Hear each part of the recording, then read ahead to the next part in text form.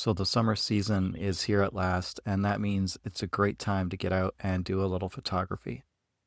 But to get the most out of this photo season, we need to find a little inspiration for our photo ideas. Otherwise, this whole season could end up being a real bust. That's why in this video, I want to share with you the top 5 sources that I've used over the years that have helped me to generate endless photo ideas. Because these sources cover a wide range of genres and techniques, I think you'll find that there's something here for everyone. And that's true whether you're into landscape, street, lifestyle, or even product photography. And if you stick around to the end, the last source I'm going to share with you is not only going to help you come up with ideas, but also show you how you can implement them as well. So if you're ready for all that, then let's get into it.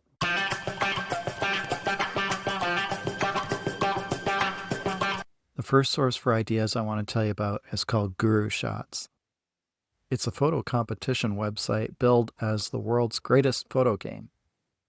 And in it, you can enter competitions that have various different themes. You can see here examples like high contrast, buildings with color, flocks of birds, and so on.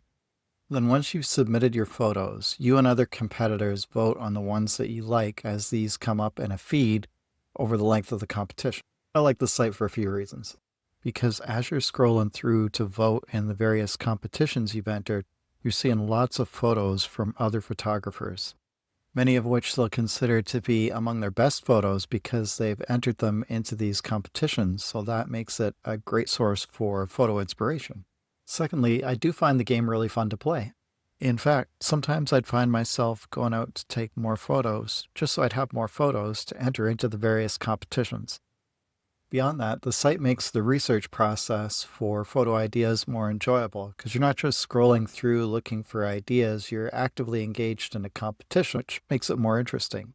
Now, some people don't like this site because there is a small cost to participate in the competitions, and you can purchase various bonuses along the way that will help you in the game, so there's kind of a thought that it's like pay to win. However, from what I've seen, a bad photo is still not going to win the competition, and there is an upper limit to how much a player can spend on getting it additional exposure, as they call it.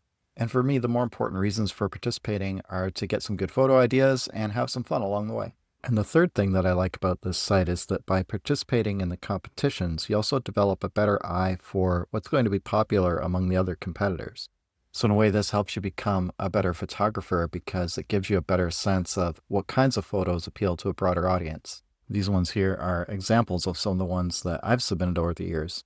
But the thing about Gurushots is that these are higher quality, competition level photos, often showcasing unusual subjects, cool locations, or studio setups that take some time and effort to get set up. What about everyday photos that you could find in your day-to-day life? For that, I got a website for you called 365 Project. This website is based around the idea of a 365 photo project. That's where you take a photo a day, every day for an entire year. And because of that, the site includes a lot of cool and creative photos that people have taken in their immediate area, at home, in the few minutes they have to get that done. And that's one of the things that I actually like about this site. It's a good reminder that not every photo that we take has to be an Instagram-worthy masterpiece. In fact, that's one of the reasons I joined this site, was to encourage me to take more photos more often, even if it was just things in everyday life.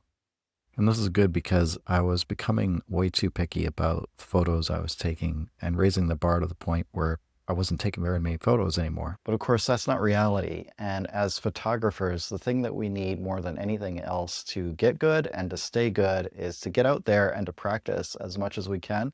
And this site definitely helps with that.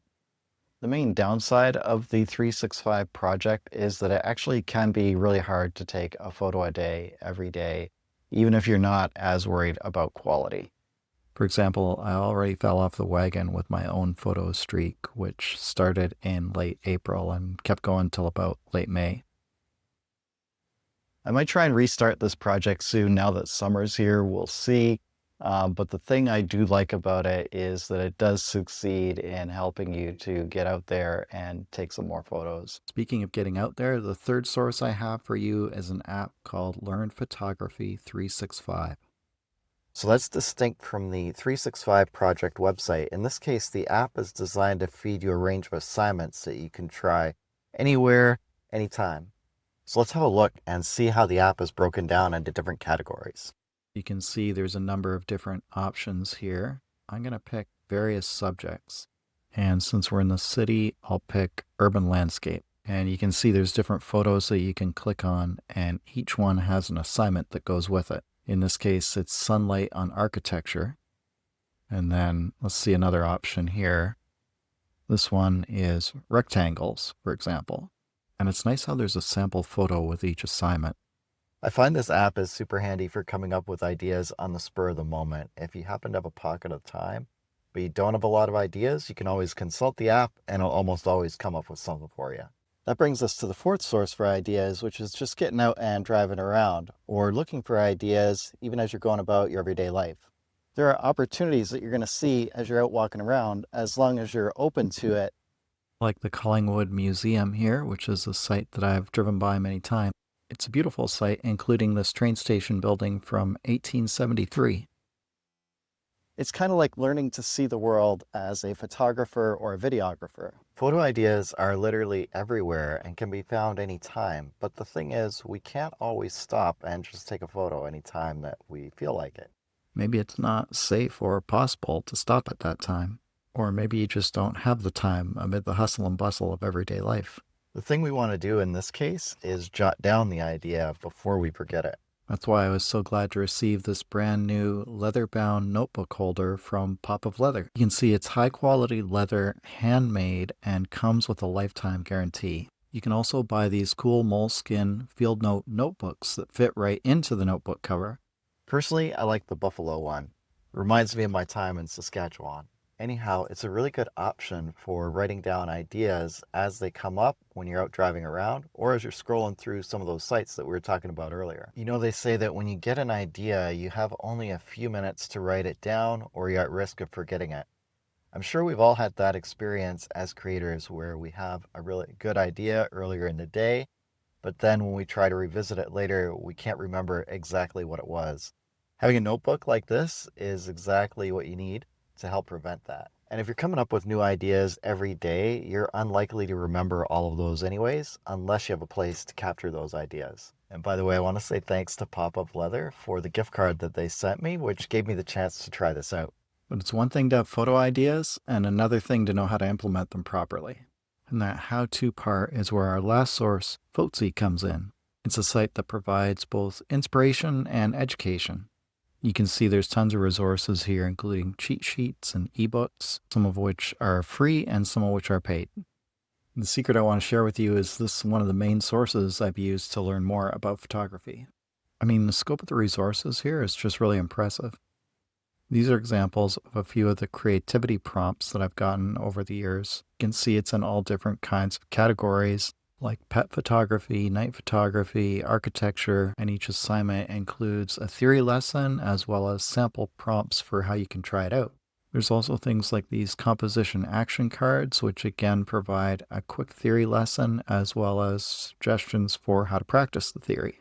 And then when you're ready to go deeper, there's entire book-length PDFs on different topics you can study, like light, DSLR crash course, creativity catalog, visual storytelling, and more. Now, it's not going to get you to expert status without some kind of mentorship to go with it, but if you're an absolute beginner, it can take you a pretty long way. I hope you do get out there and have a great season of photography this summer, and if you reference a few of these sources, it should give you a lot of ideas to keep you going. But as you're doing that and taking inspiration from other people's work, it's important to remember to do it in a way that brings your own unique perspective to it. And for that, you might want to watch this next video right here, which will give you a bit of advice about how to do that effectively. Thanks for watching. I hope you have a great day, and we'll see you in the next episode.